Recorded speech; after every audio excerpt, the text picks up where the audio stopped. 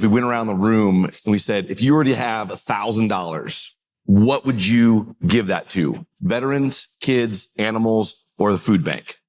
And you saw people up, veterans, food insecurities, children's hospitals. After we spoke and got done, you saw like 8 people like get together and go, hey, sir, you said veterans. Oh yeah, my son's in the Navy. And there was 8 people. They didn't know each other in the room, but they saw that passion come up when they talked about a simple pulse survey that went out and they sat and talked. And we connected them because they had a love for veterans.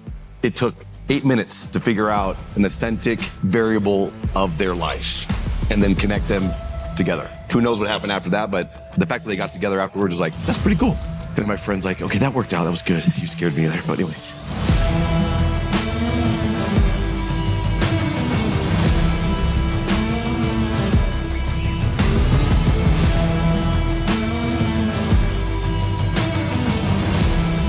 Welcome to the Navigate's People First podcast. This month, we have a special treat for you as we wrap up our annual 2023 Navigate Summit. The summit is our way of connecting people to what matters most in the health and well-being space.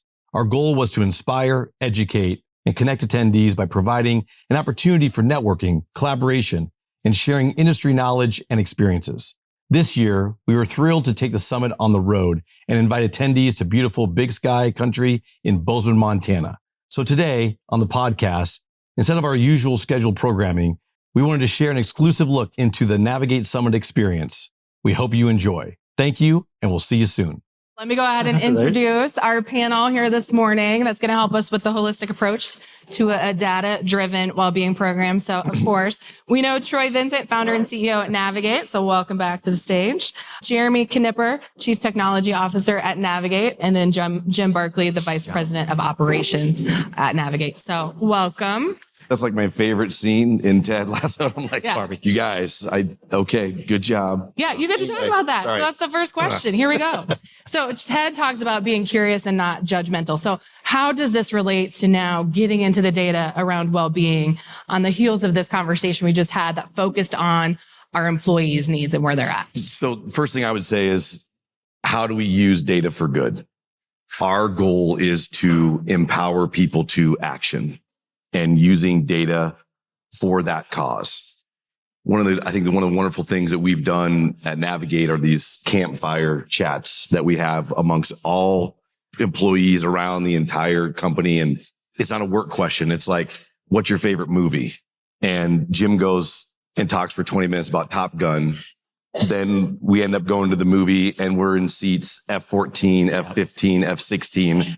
And I'm like detail oriented. Yeah. But just asking and having that conversation and literally having a pure, authentic conversation with people. When we think about how we're going to use data and how we continue to use data, that's how our focus. It came full circle last night too, because we talked a lot about roasting marshmallows in those campfire chats.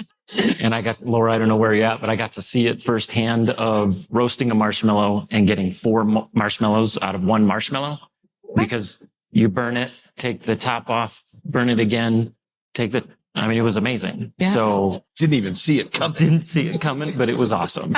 So yeah, real conversations matter. Real conversations matter. But we're talking about data. So we know the real conversations feel good for us and we know it's going to serve our employees best. But why do we need to back that by the data when we just know it feels good and we know it's the right thing to do? Why is the data important? Jay, you go there. I would say that data doesn't care. Data's there to educate us, to help us make decisions, to help us understand our people. The data doesn't have any feelings. We do. And it's our job to use that data to understand what people need. Yeah. We can put it into practice and get caring out of it. And I think also, not only does data not care, but data doesn't matter unless you're using it, right? So you can have all of the great collection methods. You can have all of the great data about a whole host of things. But if you don't put the data into action, it's useless. Numbers don't have feelings, right? But numbers can give you great insight. Data can provide insight, tell you a story. But if you're not listening to it, looking for it, or understanding even how to use it or deploy it, it is useless. So again, I think that's where all of us as a collection of making sure that we know why we're collecting the data and then having a plan to put it into action is super imperative. I agree. Just barbecue sauce. Barbecue sauce. I was at an event with one of our favorite consultants that are out there and helping us in the marketplace. And it was a little dry event. There was like maybe 200 people there, and they're like, it was getting a little, I need to go to the bathroom, or I need to people were kind of bored a little bit.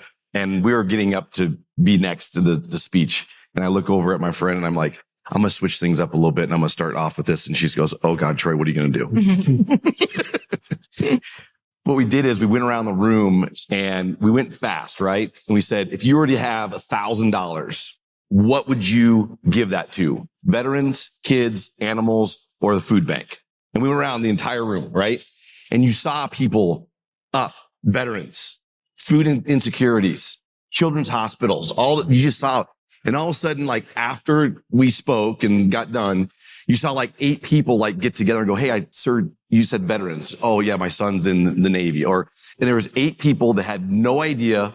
They didn't know each other in the room, but they saw that passion come up when they talked about a simple pulse survey that went out and they sat and talked. And we connected them because they had a love for veterans.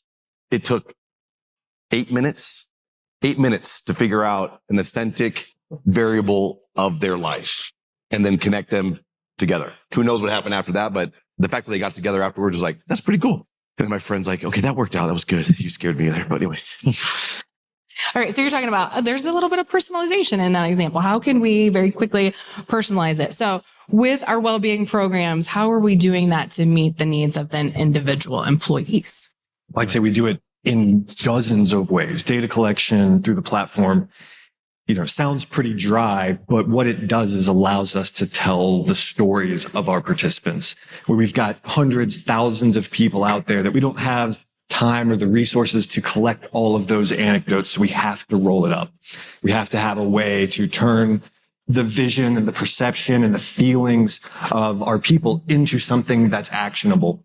And we've got to tell that story to the people above us. We've got to tell the story to people that have budget and resource control. And we've got to not just present, here's the biometric risk trend. It went up 3.5%. We can curve that by 2.2%.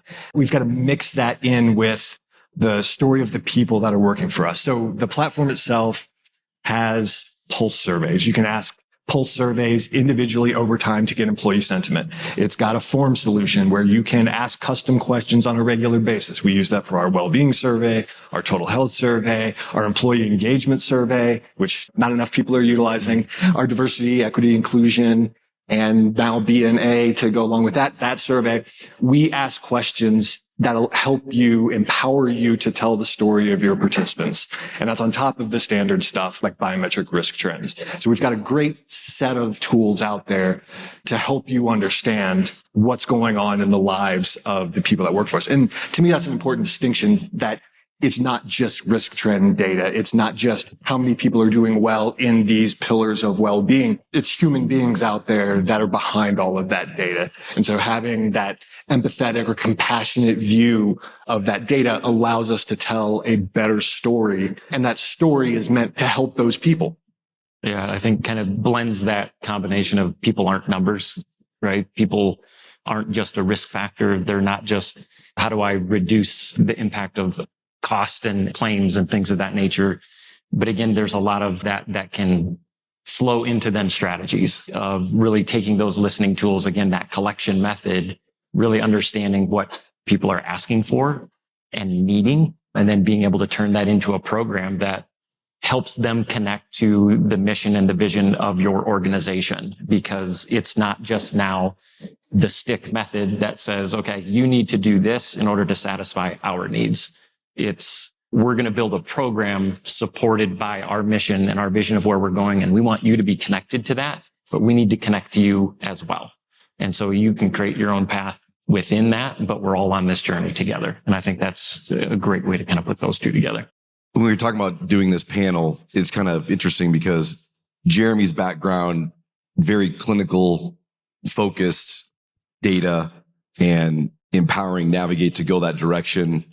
Jim operational data, making sure that we're surveying our clients, making sure we're doing exactly what we need to do, retaining our best and our brightest, bringing that operational efficiency to the business and to the industry and saying, are we doing the right things? Are we checking in? Are we making sure this is all the right things on the efficiency side, which I think is very, very important because the stewardship of budgets, the stewardship of making sure that we're connecting all the right things for that HR person and helping drive efficiencies for that person is extremely important, just as connecting to the employee side of things. And on my side, it's more of a cultural thing. It's like, what's the data showing me of what people are wanting in the marketplace? What our people want first? And then what's the marketplace asking for? One of the data points that we found out 3 years ago was, our employees, they're like, I just need some extra time to just do my own thing. All right. So what does that look like? And we started out like, hey, all right, fine. Like take an hour of your own time. An hour wasn't enough. And so now I'm very proud to say that we listened to our employees, and the feedback we got was like, we need at least 3 hours a week to just do just my own self-care. No matter what I need to do, I just need to do that. So this is year 2 of us having 3 hours of self-care every single week for Navigate employees. You can do whatever you want. Just put it on your calendar. And we bring that data in and we sit there and go, okay, people are doing this, they're doing that, they're doing that. But I think that's one of the things that we found out through data is that our people just need a little extra time. And combine that with Jim's productivity numbers, we're higher productivity on the time. Our retention is growing. Our retention of our employees are growing. Those trends are going upward. And that we look at that as a foundational, great use of data that we listen, learn, and put into activation. And there's a huge trust factor there as well too, right? Like that doesn't work unless there's trust. And I think that's a huge component of that again, there's no questions asked, right? If I got to catch up on laundry, there's 3 baskets in the living room that I haven't touched or haven't done dishes or whatever it is, right? In the remote environment, work has come home with us and it's in our living rooms now. It's in our living space. And so just having the ability to, or whether it's if you've got kids and your kids are at home and you're trying to play traffic cop and taxi and you're driving people all over the place, just being able to have that ability to say, my organization, my leadership, my manager trusts me to use my time wisely. And that time can benefit me showing up to work better. And I'm less stressed because I'm not worried about how many socks I haven't folded or what have you. I can come to work, I can show up and be my best because I've taken care of myself. That's important. And I feel like we've helped establish that. Do you fold socks like flat over or you? I was going to go. I'm up. It's like the in. Were you that picture of the color coded? No. Oh, okay. I'm lucky if it makes it to the closet. That's why all the laundry talk, right? Yeah. That's a whole nother therapy. Hey, real quick for Jim's sake, quick pulse survey. Does everybody like the pillows at the Armory? Raise your hand if you like the pillows here. Pillows? Okay. Agree to disagree. Mm-mm. They are too flat and squishy. I'm with you, Jim. I mean, I love the hotel. Who does not like the pillows at the Armory? Okay. Wow. Okay. We're in the minority. That's fine. I mean, that's cool. They look really nice, but then they get really flat. I've got 3 of them stacked on top of Jim is putting together a white paper. It'll be available after the conference on the pillows here at the Armory. We've done some studies and research. PDF and in your email box. That's great. Sorry. All right. No, you're fine. I thought you were the whole humor thing. There it was. There it was. Stop. All right. So help me back up for a minute because this sounds really great. And all the data and we can do all these things and we have all these opportunities. But a little over a year ago, I was an HR director for a law firm. Do not recommend. It was very hard. I was overwhelmed. I would have loved to do some of these people because I'm this person, right? I found a better place for me to be, but I was in that type of environment. Where do I start? Because the tactics and the strategies and all that sounds really good, but where do I start so that it isn't overwhelming? How do I take the first step? Yeah, tactic first. Yeah, it's interesting. I mean, there's a huge spectrum, right? And still to this day and probably forever, we'll work with companies that literally are asking that question like, hey, we hired you to help us figure this out because we don't. Back to kind of the video assignment. Again, if it's just the check the box, right? Just showing up. A well-being program isn't a magic pill, right? I think all of us in this room can recognize the fact that just having a well-being program doesn't solve the issues that we all face as employees and just as human beings. It's nice to have, but it's way more than that. So the answering of the question is honestly trying to figure out first, it's probably awareness of where you're at on that spectrum. But at Navigate, one of the cool things that we've done, we've aligned our teams in industry verticals for a very specific reason of being able to speak to that industry and being able to bring to bear a lot of the best practices that we're hearing from like-minded organizations and companies, where we get to have data-backed conversations about here's what other organizations at your kind of inflection point in your industry, here's what they're doing, here's what they're finding success at. But also, I think actionable versus aspirational, or achievable versus aspirational, maybe is another way of, if you walk in and you're like, we've got to solve all the world's problems year one, might be a recipe for failure or not seeing the success you want. Incremental growth, right? I think we touched on that a little bit as well too.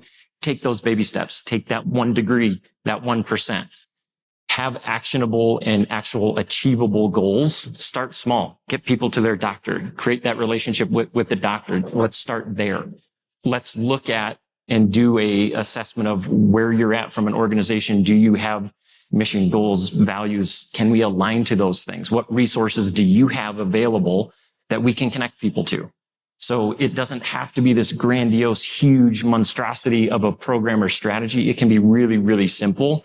And I think when you start there and you start to see some traction and people start to see small success, then that engagement starts to happen as well too. People start talking about, hey, I did, and this is what I got out of. So seeing that small incremental growth, I think is kind of crucial to start too. As someone very smart about an hour ago said, just take one step. Go one place, figure out what's important. What are your goals? What do we want to achieve as an organization? And take a little tiny bite is sometimes enough. What the data is showing us from a well-being engagement and an overall employee engagement standpoint is that there is no one thing. There is no one magic bullet that makes it all happen. It's a collection of all the little things you do. Just like being a good leader or a manager is not one thing. It's everything. It's all of the little things you're doing. So it's a little bit of good communication. It's a little bit of good empathy. It's compassion. It's a little bit of tough love and some training and education. You put all of those things together and you get a comprehensive approach to it. So if you're just getting started, just pick one. We want to do a little bit better when it comes to communication. We want to do a little bit better with empathy. We just want to get people to the doctor. We just want to collect a little bit of information. Start small. Mm-hmm. Do you have something to add? I can tell it was coming. I just think when your example of an attorney's firm, that's one of the things that being very agile in what we do is the fact that I think that the use of data, especially in the macro environment that we're in right now and what we maybe see that we can learn from history, it's going to be an election year, guys. Go look at the trends of what the economy is going to do during election. And if you want to go look at it, look at a trend where what happens to the economy when there's a particular party in the White House now, and what trends are going to look like during that election versus the other. And you're going to see the trends the same. We're in for some turbulent times in the next 12 to 18 months. And I think stewardship of budgets and stewardship of solutions is going to be extremely high priority. And I'm not going to steal Jeremy's thunder, but he's going to show some data later today around getting people to the right resources. Because at that attorney firm, it might be get our attorneys to their mental health and focus there. If you're a construction company, maybe in Kansas City and throughout the world, it might be, hey, musculoskeletal is very important to us. We need to drive people here. And so construction, let's get them to here. Attorneys, let's get them here. Being able to be that great aggregator of data and be able to use that data for good to be able to say, we're taking people to this spot. And oh, by the way, no one's using this solution. You're spending this amount on here. No one's using this. Let's take that and maybe bring that into an incentive to focus on this small group that are using these particular pharmaceutical drugs, and we can focus and help laser beam some things to them. And let's bring that together. to me, that's how our strategy of being kind of the great aggregator and bringing things together is where a trend that we saw that as data. We asked people, hey, how can we help? Troy, can you bring more things together and bring that data together? Yes. And so that's where, again, using data for good to be the great aggregator of that and focusing on where people need to go. Right. So let's say I take that first step and I engage with the platform. How do you help me know it's successful? What information is there and how is that measured? One of the ways, and kind of new for us within the last year, we asked ourselves kind of that question of how can we bring data to our clients and more data to bear, because we're getting the questions all the time. I need to show value. There's an investment that we make into this platform and we're going to do some great things. We know we've got those aspirations, but at the end of the day, we've got to prove value. We've got to prove that this is working. And back to the incremental growth. I mean, one of the things that we saw as an opportunity was a shared success plan with our clients. So activating the conversation that says, where are you on your journey? Where are you wanting to go? And what does success look like for you? We have data that can help support you in ideas and strategies and thought. However, we need you to also be on this journey with us, and we need to understand what that success looks like so that we can measure it. So during implementation, during the process, when we bring clients on board with us, we go through that dialogue. We build a shared success plan that both our clients and the organizations we work with and us collaborate on, have, and then formalize so that now we have that measure of success. We have specific things that we can start to track, identify. And again, with any good data monitoring, it's not a pass fail. It's not, this is only success or this is a failure. It's where do we need to change directions if it's not working? And what new resource or what new application or what new thing can we deploy to maybe get us on the path that we need to, or it's just an ongoing iteration. So having that definitive or defined success plan, what does success look like? And have both parties understand that gives us the opportunity to then at least deliver on it. Because without it, I saw this great quote, data is the flashlight in the dark. So if we don't have a flashlight and we're just walking around, we have no idea where we're going, right? So again, being able to have that, a defined path, but also have that tool that helps us illuminate where the heck we're going is a great way to get there. We've been up here talking about data, and you'd probably expect the technology person to be talking the most. Largely, our role is to provide the ops team with data. We want to get actionable intel into your hands. And our operations team, our client services team, customer service, implementation, they're the flashlight that's going out there and providing you with, we've got resources. They're taking that and helping you interpret that. You're the battery and the flashlight.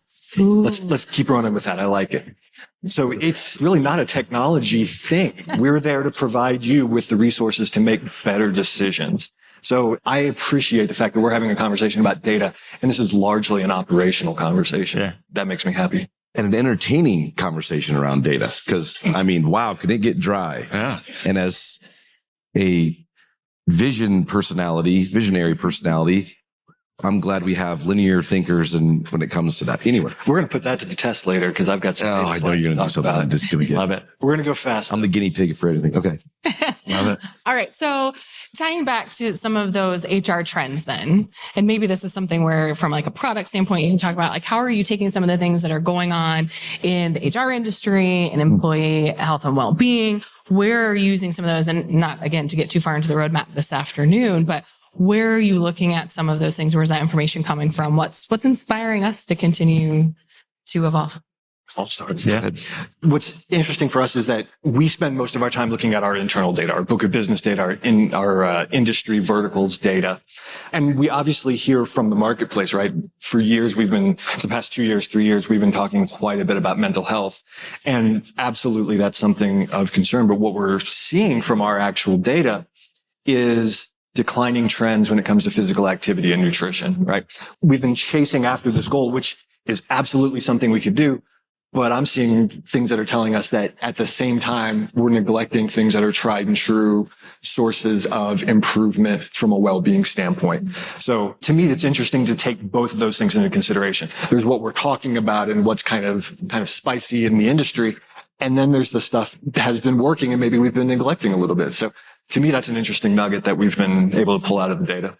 Yeah. And then, I mean, to take that, our voice of the customer type strategies, things that were, again, the listening tools that not only from our platform with employee information, but again, we're revamping this year what we used to have advisory board, but like client think tanks. And we do surveys with our clients. We do CSAT, we do NPS, we do all of those basic type of listening tools, but really being able to ask questions around what problems are you facing? Here's what we're seeing. Are you seeing those same trends? And where do we find that intersection? It's really also cool to be able to have at our disposal, and Jeremy, right across the building, of being able to say, listen, here's what we're hearing. Do we have any of this in our roadmap? Is any of this something that we're looking at? And just being able to have those dialogues.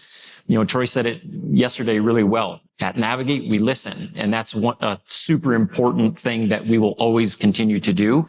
Is we want to hear feedback, both good and bad. We don't get better as an organization. We're not able to support you all better if we're not hearing the challenges that we need to help you face and overcome. And being able to take that information, have that listening session, keep our ears open to be able to say, we're matching trends that we're seeing from your employees who are talking through the platform, through the data we're collecting, the trends that you're seeing. What products or what solutions can we bring to bear to maybe help solve those problems now or in the future?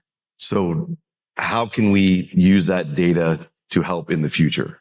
So I love Iowa. We got work to do. Okay. This past year, I spent a lot of time with some legislators because I wanted 99 mental health facilitators, one in every county in the state of Iowa. I want them now. We need more mental health psychologists, therapists, counselors everywhere in our state. We're still never going to be able to have enough. But what we can do is, what I see is this peer-to-peer communication and coaching that's going to start happening in our country even more.